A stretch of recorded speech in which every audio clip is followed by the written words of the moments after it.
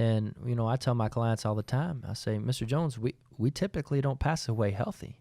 There's usually some type of hospital bills. There's an ambulance ride. There's other things that trickle and come in that your family, that you're going to be responsible for taking care of. And nobody dies perfectly on the first of each month where their car insurance is taken care of, their mortgage is taken care of. Like, it's always mid-month or sometimes where there are leftover bills that need to be taken care of as well. If you can imagine your client here, they're filling out this card, they're going through it, they're thinking, oh, wow, I just need 10 grand. That's it. And I just want to know your price. That's all I care about. I don't want to go through all this. Well, then the other thing, the reason they're thinking that is they see stuff on TV. And for TV, they see a number. That's what it is. Yes. They see a number to pay. That's it. They don't. The TV's not uncovering these needs. No. Oh, absolutely. They're not peeling back these layers. So for them, like, that's all they're feeling initially. Absolutely. So they're thinking, wow, all I need is 10 grand. They're thinking, oh, I might need a little bit more because it's going to cost more when I die. And then they're thinking, oh, I didn't even consider medical bills or other things. If I don't want my burial to fall on my family, well, I want there to make sure there's enough, and I want to make sure that they're not left with any medical bills or debts following my death as well. So that leads you to your third need. This is a practical piece, too, that a lot of agents don't consider, and maybe because that hasn't been a personal thing for them. But in my family, I've seen this happen a couple of times where somebody had passed, there were medical bills or a nursing home, for example, and the government's going to get theirs, right? They're going to get theirs. So they will take the property. They'll take the property, and I can't tell you the amount of pressure that they put on the beneficiaries or the who's left behind to take care of everything. I mean, it's letters. You owe this much. Hopefully, the property sells for this much. Yeah. I mean, it's intense. So you're dealing with loss and you're dealing with that, and people don't. Many agents they have the tunnel vision, especially when you're starting, of external need $10,000 policy. Well, there may be a small $150,000 house that's been in the family for years, that you want to keep in the family and give to somebody to bless them or something like that. And now you're getting letters from the government that are demanding money. Like, holy cow. Yep. Some of it's also pride, right? Like, if they're thinking, okay, if I pass today, do I want my family to see all these debts and then they have to handle that, right? Like, there's also a pride element in this of like, Chris, you talk about all the time. Like, what do good people do? Yeah. Well, they take care of things so that their family doesn't have to. Which speaks to a internal need. Well, philosophical really. need. Yeah. So that's that third layer of need that they're good people do these things. And man, you hit that nerve and good stuff happens. Yep. So now we move to the next layer, which is 4, which would be the loss of income. So now that we've taken care of the burial, we've taken care of the future cost of burial and just making sure that's fully taken care of, and any medical bills or debts that are going to be associated with that client passing away, we want to now make sure that the living is taken care of. And these are the people that we leave behind. So this would be for the surviving spouse to supplement that income loss, because typically what I see, Chris, is in our market, there's 2 things I know. They're usually on a very fixed or limited income, and it usually takes about all of their money working together, sometimes multiple family members working together into one home to make ends meet. There's not a lot of families that we sit with, particularly in the final expense market, that put a bunch of money in their savings account every month or shove it in a shoebox underneath their bed. It's usually pretty much month to month. So when considering that, let's say you have a husband that makes $1,200 a month, and let's say you have a wife that makes $800 a month. Well, the way Social Security works is the surviving spouse would receive the larger of the 2 Social Securities. For example, if the wife passed away, the husband would maintain his $1,200 Social Security because it's larger, but he would completely lose his wife's $800.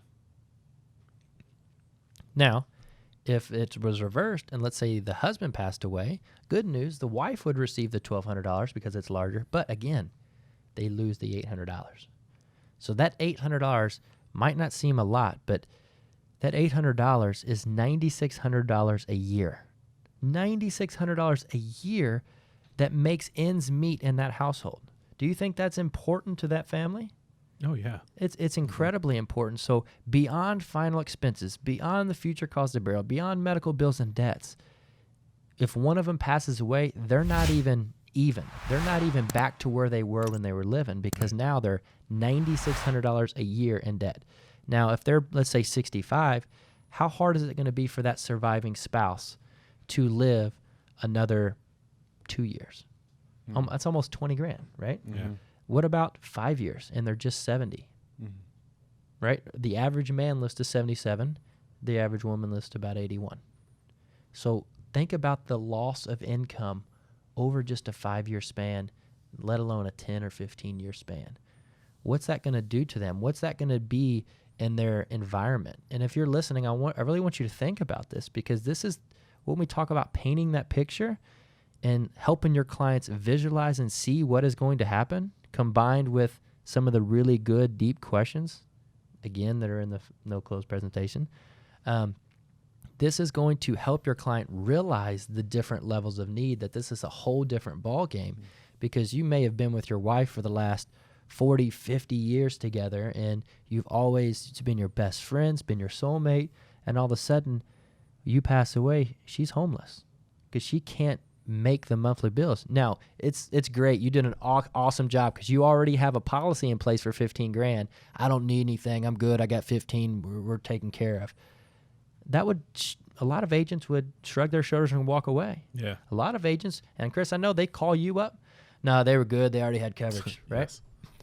But he's not thinking, he's not realizing, and it's because the agent doesn't realize. That's great, but what's the quality of his life if he passes away? What's his wife going to do? Mm-hmm. So the home they lived in for 30 years, she's going to have to now sell it.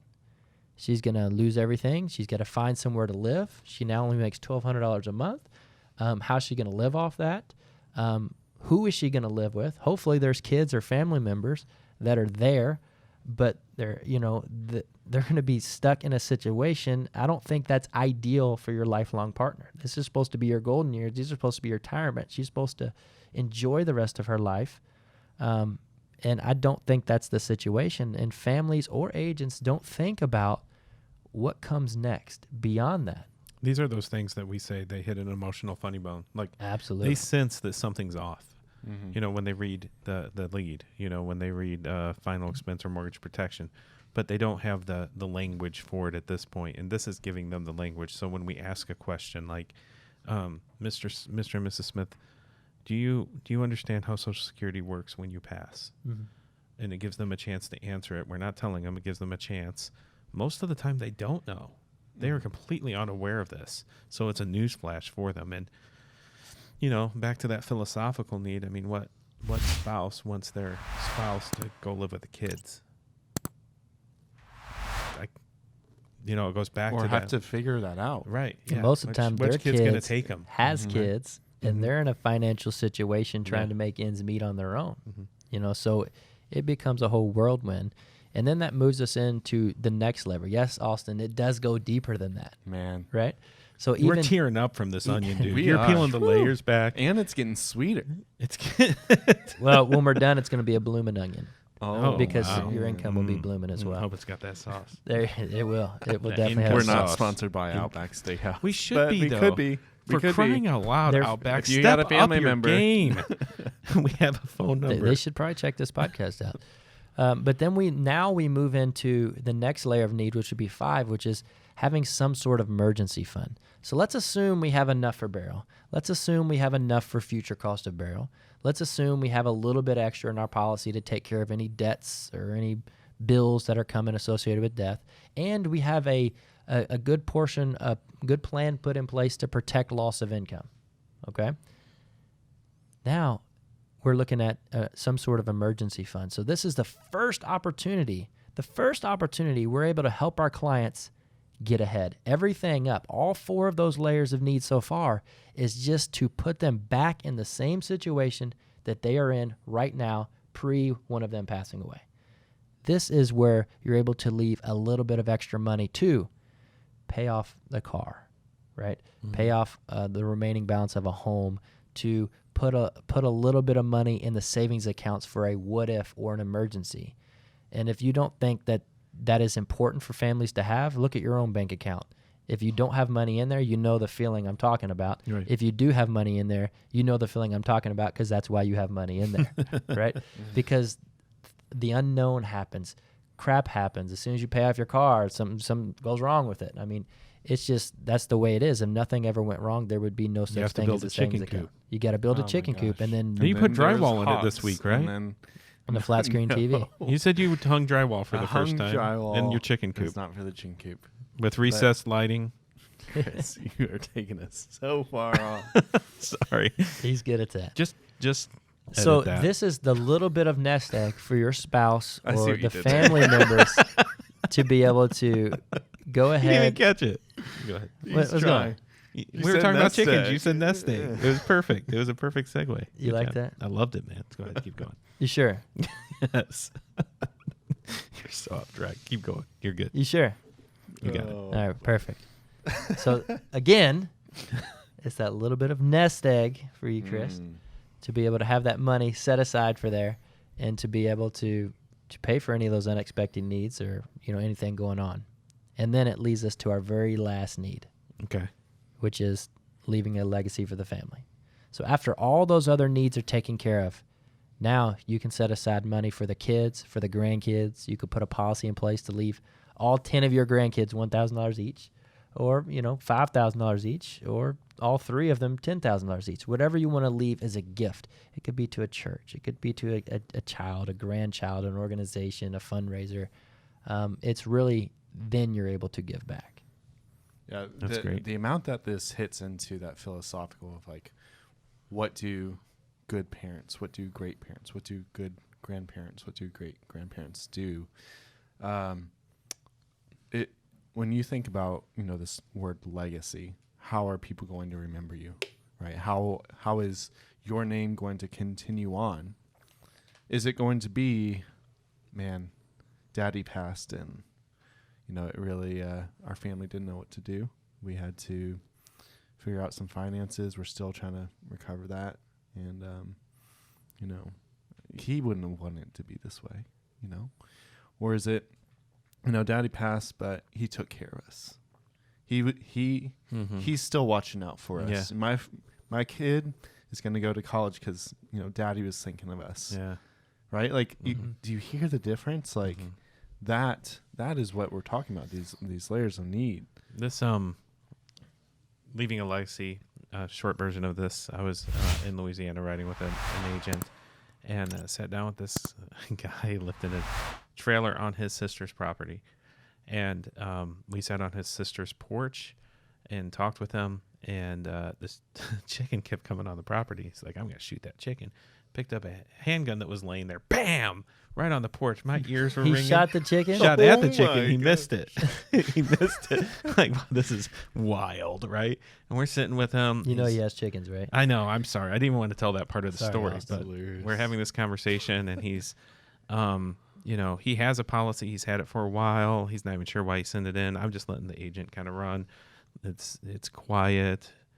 There wasn't much core. Just watching and letting him do this. And we talk about his family, and then it comes out that he's got this daughter he didn't know he had. Didn't know it. And she found him on Facebook, and she lives in Ohio, and they started to connect, and all of a sudden they're really close. Just blew me away. He's like, I don't know why I sent that in. I'm sorry I wasted your guys' time.